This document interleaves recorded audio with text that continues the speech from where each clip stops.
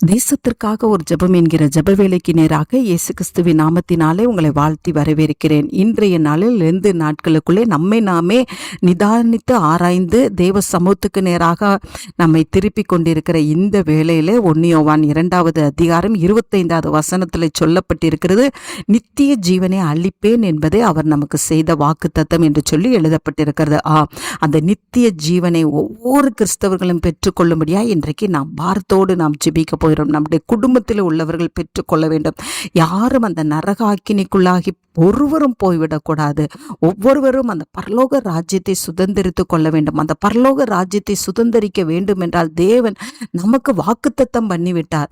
அந்த வாக்குத்தத்தத்தை நாம் சுதந்திரிக்க வேண்டுமென்றால் நம்மளுடைய ஒவ்வொரு கிறிஸ்தவருடைய பாவங்கள் இயேசு கிறிஸ்துவின் இரத்தத்தினால கழுவப்பட்டிருக்க வேண்டும். பாவம் செய்யும்படியாக இருதயமும் சிந்தனையும் செயல்களும் தூண்டப்படாதபடிக்கு அவைகள் எல்லாம் கிறிஸ்து இயேசுக்கு உட்படுத்தப்பட்டவர்களாய் காணப்படும்படியாய் இன்றைக்கு நாம் ஜெபிப்போம். ரட்சிப்பின் அனுபவம் இருந்தால்தான் அந்த பரலோக ராஜ்யத்துக்குள்ளே பிரவேசிக்க முடியும். அந்த ரட்சிப்பின் அனுபவத்தை ஒவ்வொரு நாளும் காத்து கொண்டால்தான் அந்த நித்திய ஜீவனை நாம் பெற்றுக்கொள்ள முடியும். தேவ சமூகத்திலே நாம் பாரத்தோடு நாம் ஜெபிப்போம். ஒவ்வொரு கிறிஸ்தவர்களும் ரட்சிப்பின் நிச்சயத்தை பெற்றவர்களாய் பரிசுத்தமான வாழ்க்கை வாழ்ந்தால்தான் அந்த பரலோக ராஜ்யத்தையும் சுதந்திரித்து கொள்ள முடியும்.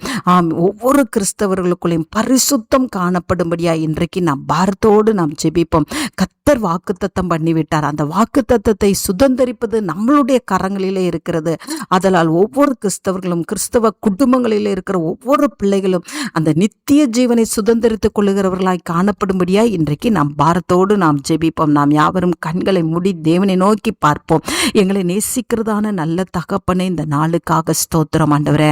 ஆமாண்டவரே, நித்திய ஜீவனை கொடுப்பேன் என்பதே நீர் எங்களுக்கு கொடுத்த வாக்குத்தத்தம் ஆண்டவரே. ஆண்டவரே, எங்கள் தேசத்தில் இருக்கிற ஒவ்வொரு கிறிஸ்தவர்களும் அந்த நித்திய ஜீவனை பெற்றுக்கொள்ளுகிறதான கிருபையை கர்த்தர் ஊற்றுங்க ஆண்டவரே. பாவத்திலிருந்து விடுதலை ஆக்கப்பட்டவர்களாய் ஆண்டவர் ஒரு கிறிஸ்தவர்கள் கூட பாவம் செய்யக்கூடாதப்பா. நாங்கள் பாரத்தோடு ஜெபிக்கிறோம். ஒருவேளை எங்களுக்குள்ளே எங்கள் குடும்பங்களுக்குள்ளே காணப்படுமானால் கர்த்தர் இந்த ஜெப வேளையில உணர்த்தி ஆண்டவரே, கர்த்தர் ஒவ்வொருவரையும் பாவத்திலிருந்து விடுதலை ஆக்கும்படியாய் ஜெபிக்கிறேன் சுவாமி. ரட்சிப்பின் வஸ்திரத்தை அனுதினமும் ஆண்டவரே அணிந்து கொள்ளுகிற கிருபையை தாங்க. ரட்சிப்பின் நிச்சயத்தை முடிவு பரியந்தம் காத்து கொள்ளுகிற கிருபையை தாங்க ஆண்டவரே. பரிசுத்தமான வாழ்க்கை வாழ்கிற கிருபையை தாங்க. அப்பொழுதுதான் நாங்கள் அந்த பரலோக ராஜ்யத்தை, அந்த நித்திய ஜீவனை கர்த்தர் கொடுத்த அந்த வாக்குத்தத்தத்தை சுதந்திரிக்க முடியும் ஆண்டவரே.